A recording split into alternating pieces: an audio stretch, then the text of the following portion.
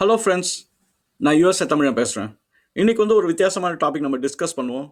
Tesla சைபர் drug நீங்கள் பார்த்துருப்பீங்க, படத்தில் பார்த்துருக்கலாம், இல்லை ரோட்டில் பார்த்துருப்பீங்க. ஆனால் அந்த சைபர் ட்ரக் நிறைய கண்ட்ரியில் பேன் பண்ணிட்டாங்க. அதுக்கு என்ன ரீசன் இருக்கும் அப்படிங்கிறது நம்ம இந்த வீடியோவில் நம்ம டிஸ்கஸ் பண்ணி புரிஞ்சுக்கலாம். என்னோட சேனலுக்கு நீங்கள் ஃபஸ்ட் டைம் வந்தீங்கன்னா கண்டிப்பாக சப்ஸ்கிரைப் பண்ணுங்கள். என்னோட டெக்னிக்கல் வீடியோ எல்லாமே இப்போ ஷேர் பண்ணுங்கள் உங்கள் ஃப்ரெண்ட்ஸ் கிட்ட. அவங்களும் இந்த சேனலை சப்ஸ்கிரைப் பண்ண சொல்லி என்கரேஜ் பண்ணுங்கள். என்னோட வெப்சைட் usatamilian.com அதை போய் விசிட் பண்ணுங்கள். அங்கே நிறைய டெக்னிக்கல் கான்டென்ட் நான் ஆர்கனைஸ் பண்ணி வச்சுருக்கேன். டாபிக்ஸ் வேறையா உங்களுக்கு ரொம்ப யூஸ்ஃபுல்லாக இருக்கும். என்னோட தமிழ் சயின்ஸ் கம்யூனிட்டி வாட்ஸ்அப் சேனலோட லிங்க் நான் பின் கமெண்ட்லையும் டிஸ்கிரிப்ஷன்லையும் போடுறேன். அதை ஃபாலோ பண்ணிட்டு ஜாயின் பண்ணுங்கள். அங்கே நிறைய டெக்னிக்கல் கான்வர்சேஷன்ஸ் போயிட்டுருக்கு. உங்களோட நாலேஜை நீங்கள் சூப்பராக வளர்த்துக்க முடியும். நானும் உங்ககிட்ட நிறைய விஷயங்கள் கற்றுக்கிறதுக்கு வாய்ப்பு இருக்குது. சரி, நம்ம வீடியோக்குள்ளே போகலாங்களா? ஓகே.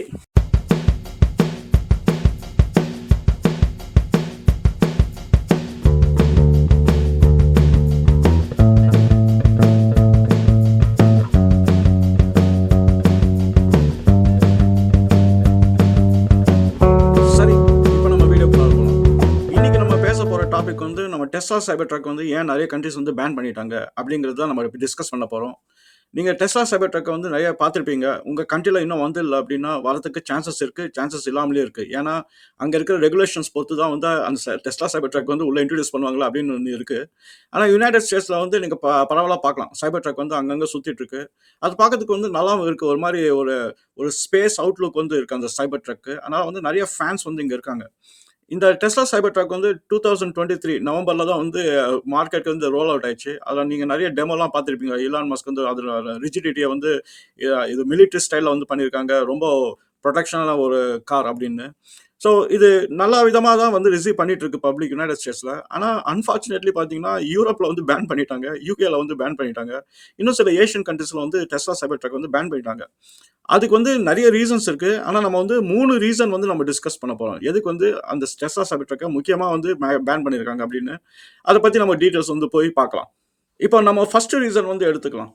ஃபர்ஸ்ட் ரீசன் என்னன்னா, நம்ம டிரைவிங் லைசன்ஸோட வெயிட் லிமிட் ஒரு பெரிய காரணம். ஏன்னா இப்போ நம்ம இந்தியா பல கண்ட்ரியில் பார்த்துருப்பீங்க, லைட் மோட்டார் வெஹிக்கல்ஸ்னும் அப்புறம் ஹெவி மோட்டார் வெஹிக்கல்ஸ் அப்படின்னும்.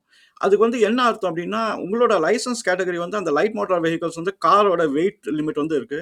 அந்த வெயிட் லிமிட்குள்ளே இருக்கனால தான் நம்ம கார் நிறைய வெஹிக்கல்ஸ் நம்மளால ஓட்ட முடியுது.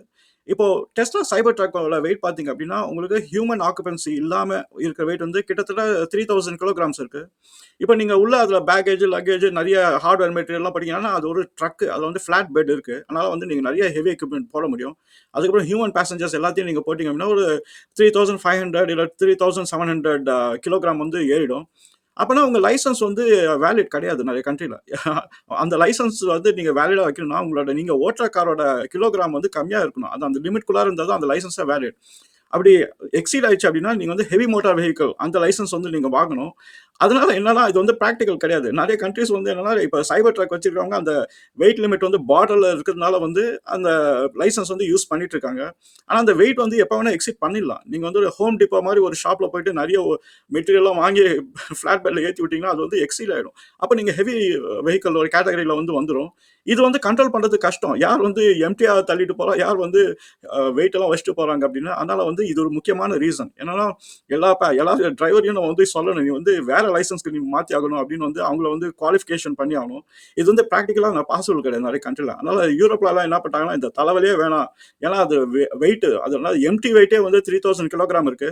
நம்ம யூஸ்வலாக கார்லாம் பார்த்தீங்கன்னா எம்டி வெயிட் ரொம்ப கம்மியாக இருக்கும். அதுக்கப்புறம் நீங்கள் எவ்வளோ வெயிட் ஆட் பண்ணாலும் பிரச்சனை இருக்காது. ஆனால் இது ரொம்ப பாட்டிலே ஸ்டார்ட் பண்ணுறதுனால இது ஹெவி வெஹிக்கல் கேட்டகரியில் வந்ததுனால வேணாம் அப்படின்னு சொல்லிட்டு அது ஒரு பிரச்சனையாக முடிஞ்சிச்சு. இன்னொரு பிரச்சனை என்னன்னா, நிறைய ரோட்ல அந்த ஹெவி வெஹிக்கல்ஸ் விட மாட்டாங்க. இப்போ நான் யூஎஸ் யூகேல எல்லாம் பார்த்தீங்க அப்படின்னா, ஹெவி வெஹிக்கல்ஸ் இருந்ததுன்னா ஒரு வெயிட் கெப்பாசிட்டி எக்ஸீட் ஆயிடுச்சு அப்படின்னா அவங்களுக்கு தனி ரோடு கொடுத்துருவாங்க. அந்த ரோடு அதில் தான் அவங்க போய் ஆகணும். அப்புறம் பிரிட்ஜஸ் இருக்கும். அந்த பிரிட்ஜஸ்லாம் அவங்களால கிராஸ் பண்ண முடியாது. ஏன்னா அவ்வளோ ஹெவி வெஹிக்கல்ஸ் போயிடுச்சு அப்படின்னா பிரிட்ஜ் எல்லாம் உடஞ்சிரும், இல்லை கிராக் ஆகிடும். அதனால அது ஒரு ரிஸ்க்கும் ஒன்று இருக்கு. பப்ளிக் சேஃப்டி ரிஸ்க்கும் இருக்கு.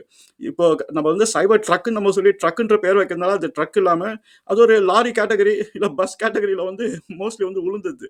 அதனால தான் என்னன்னா அதுக்கு ஹெவி வெஹிக்கல்ஸ் ரோடு நம்ம கொடுத்தாகணும். அது சைபர் ட்ரக்கில் பண்ணுறது இம்பாசிபிள். இன்னொரு பிரச்சனை என்னன்னா, ஒரு வெஹிக்கல் ஹெவி வெஹிக்கலாக கிளாஸிஃபை பண்ணிட்டாங்க அப்படின்னா அவங்களுக்கு ஸ்பீட் லிமிட் கொடுத்துருவாங்க. அவங்க ஒரு ஸ்பீட் லிமிட் தாண்டி அவங்களால போக முடியாது. அது வயலேஷன் ஆகிடும். அதுக்கப்புறம் அவங்க எல்லா லைனும் யூஸ் பண்ண முடியாது. அதனால அவங்க எல்லா லைனும் அலோவ் பண்ண மாட்டாங்க. ஸோ அந்த இப்போ சைபர் ட்ரக் வந்து பார்டர்ல இருக்கிறதுனால ஹெவி வெஹிக்கிள் கேட்டகரியில தான் நிறைய கண்ட்ரிஸ் வந்து இப்போ ட்ரீட் பண்றாங்க. ஏன்னா அவங்க வந்து எந்த ரிஸ்க் எடுக்க வேணாம் கூடாது அப்படின்னு சொல்லி அது பண்றதுனால வந்து இது ஒரு பெரிய ரீசனா வந்து அமைஞ்சிச்சு. சைபர் ட்ரக் வந்து அலோவ் பண்ணக்கூடாது அப்படின்னு நிறைய கண்ட்ரிஸ் வந்து பேனே பண்ணிட்டாங்க. இப்போ நீங்க இருக்கிற கண்ட்ரில உங்க டிரைவர் லைசென்ஸ் எடுத்து எடுத்து பாருங்க. அதுல வந்து போட்டிருப்பாங்க எவ்வளோ மேக்ஸிமம் லிமிட் வந்து வெயிட் வந்து உங்க அந்த கார்ல வந்து இருக்கணும் அப்படின்னு சொல்லி போட்டிருப்பாங்க. அந்த வெஹிக்கிள் தான் வந்து நீங்களே வந்து டிரைவ் பண்ண முடியும். ஒருவேளை உங்களுக்கு வந்து வெயிட் லிமிட் வந்து அந்த கேட்டகரியில வந்துச்சு அப்படின்னா, சைபர் ட்ரக் அந்த பார்டர் லைன்லேருந்து தாண்டி இன்னொரு 500 கிலோ எக்ஸ்ட்ரா போட்டு கூட அந்த லைசென்ஸ்ல வந்து குறிப்பிட்டு இருந்தாங்க அப்படின்னா, கண்டிப்பா சைபர் ட்ரக் வந்து அலோவ் பண்றதுக்கு வாய்ப்புகள் இருக்கு.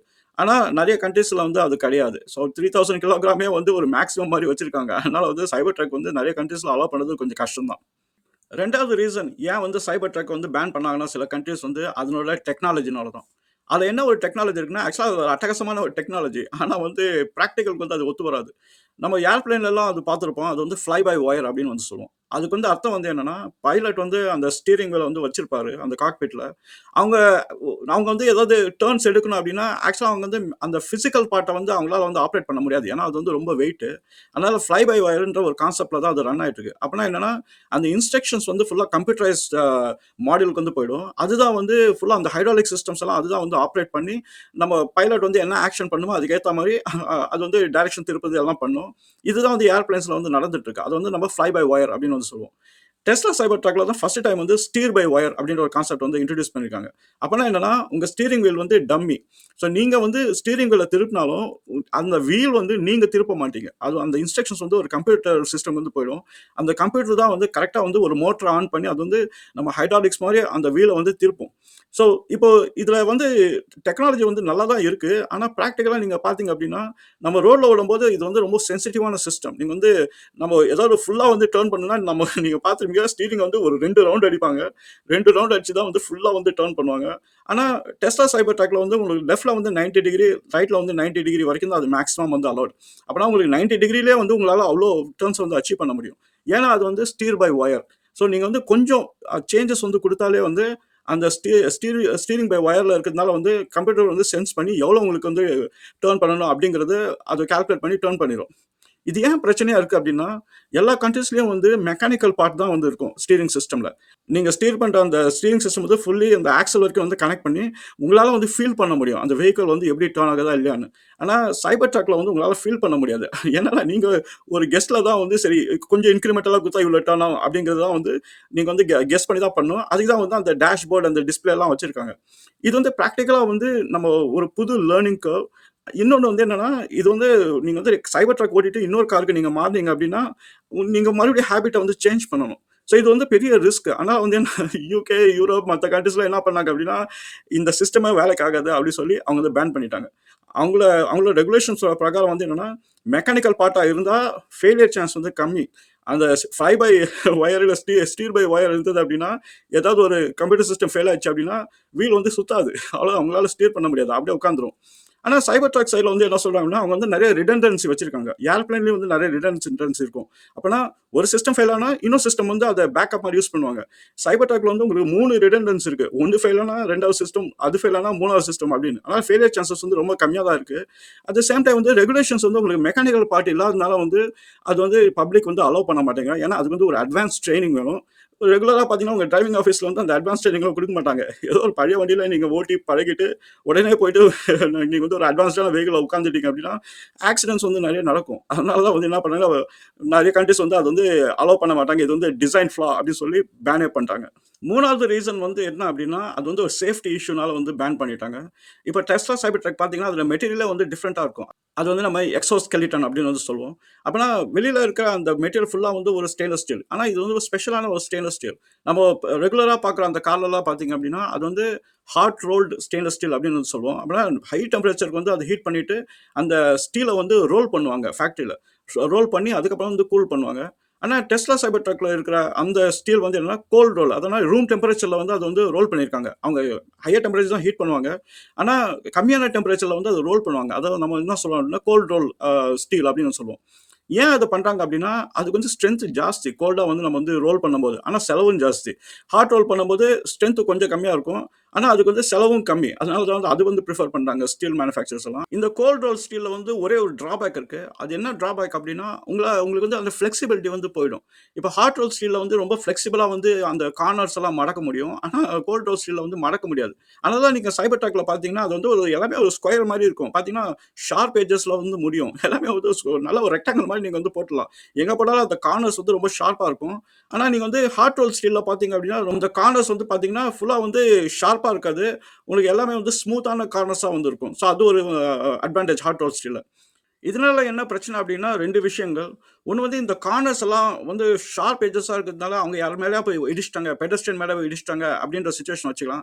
அப்பன்னா அவங்களுக்கு வந்து நெறைய டேமேஜ் ஆயிடும் அவங்களுக்கு. இதே வந்து ஸ்மூத்தா இருக்கிற அந்த சர்ஃபேஸஸ் அந்த கார் வந்து இடிச்சுச்சு அப்டின்னா, அந்த ஷார்ப் எட்ஜஸ் இல்லாதனால வந்து பெடஸ்ட்ரியன்ஸ் எல்லாம் ஓரளவு வந்து தப்பிக்கிறதுக்கு வாய்ப்பு இருக்கு.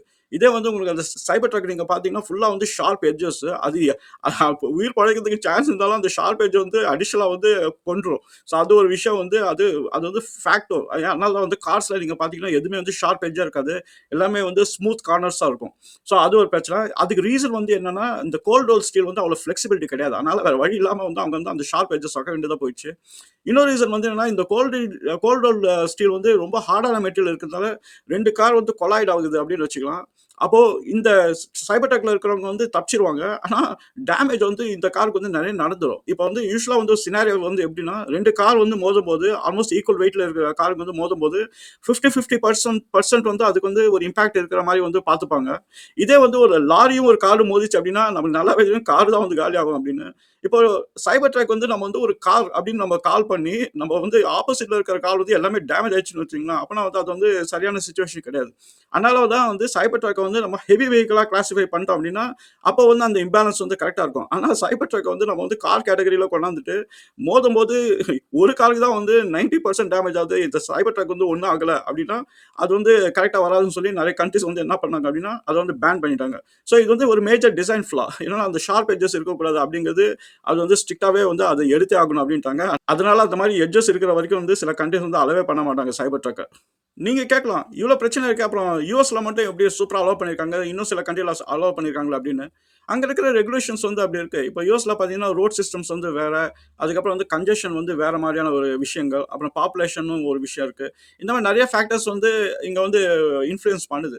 ஆனா சில கண்ட்ரீஸ் வந்து இன்னும் ஸ்ட்ரிக்டர் ரெகுலேஷன்ஸ் வந்து இருக்கு. இப்ப யூரோப்பியன் யூனியன் போனீங்கன்னா, அங்க இருக்கிற ரெகுலேஷன்ஸ் வந்து ரொம்ப ஜாஸ்தி. ஒரு சாஃப்ட் ட்ரிங்க்கே வந்து யூரோப்பியன் யூனியன்ல வந்து அவ்வளோ ஈஸியா வந்து அப்ரூவல் கிடைக்காது. ஸோ, அப்பன்னா அங்க இருக்கிற ரெகுலேஷன்ஸ் கம்பேர் பண்ணும்போது வந்துன்னா, சைபர் ட்ரக் வந்து அங்க உள்ள நுழையறதுக்கு வாய்ப்புகள் ரொம்ப கம்மி தான். உங்க கண்ட்ரிலயும் வந்து இந்த மாரி ரெகுலேஷன்ஸ் இருந்தது அப்டின்னா, கண்டிப்பா வரதுக்கு வாய்ப்பே கிடையாது. அத நீங்க வந்து இப்பயே வந்து தீர்மானமா வந்து சொல்லலாம். சரி, என்னால முடிஞ்ச அளவுக்கு நான் வந்து டெஸ்லா சைபர் ட்ரக்க வந்து ஏன் வந்து நெறைய கண்ட்ரீஸ் பேன் பண்ணிட்டாங்க அப்டிங்கிறது உங்களுக்கு விளங்கியிருக்கும்னு நெனைக்கிறேன். ஒருவேள உங்க கண்ட்ரில நீங்க பார்த்திருந்தீங்கன்னா, மேபி ரெகுலேஷன்ஸ் வந்து டிஃபரெண்ட்டா இருக்கும். உங்களுக்கு வந்து இந்த கான்டென்ட் எல்லாம் பிடிச்சதுன்னா, கண்டிப்பா வந்து சப்ஸ்கிரைப் பண்ணுங்க. உங்க ஃபிரெண்ட்ஸ் கிட்டயும் வந்து சொல்லுங்க. என்னோட தமிழ் சயன்ஸ் கம்யூனிட்டிலயும் வந்து ஜாயின் பண்ணுங்க. உங்களுக்கு ரொம்ப நாலேட்ஜ் வந்து வளரும். நம்ம அடுத்த வீடியோல இன்னும் இன்ட்ரஸ்டிங்கான டாபிக்கோட பார்ப்போம். சரிங்களா? பாய்.